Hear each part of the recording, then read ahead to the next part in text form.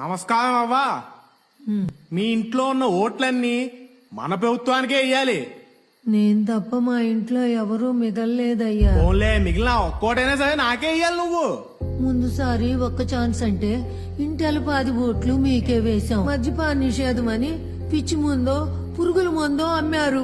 అది దాగిన నా మొగుణ్ణి ఆసుపత్రికి తీసుకెళ్తే ఆరోగ్యశ్రీ పథకం అవ్వదని చెప్పారు. అంతే మంచాన పడిపోయాడు.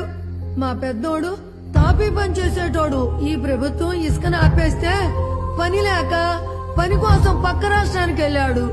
ఇంతవరకు జాడే లేదు. మా చిన్నోడు వ్యవసాయం చేసేటోడు. ఏ పంట వేయాలో ఈ ప్రభుత్వమే చెప్పి ధర స్థిరీకరణ అని గిట్టుబాటు ధర లేకుండా చేస్తే అప్పులు పాలై ఊరేసుకుని చచ్చిపోయాడు. అయినా కొడుకు పోతే బీమా వస్తుంది అవ్వా. బీమా బీమా అంటే నమ్మకం. నా కుటుంబం పోయిన రోజునే ఆ నమ్మకం పోయిందయ్యా.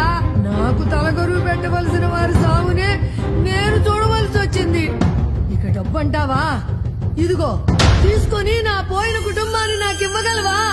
ఇదిగో నీ మనోడు భవిష్యత్తు గురించి ఆలోచించి ఈ ఒక్కసారి మళ్ళీ మన ప్రభుత్వం కోటి అంతా బాగుంటది.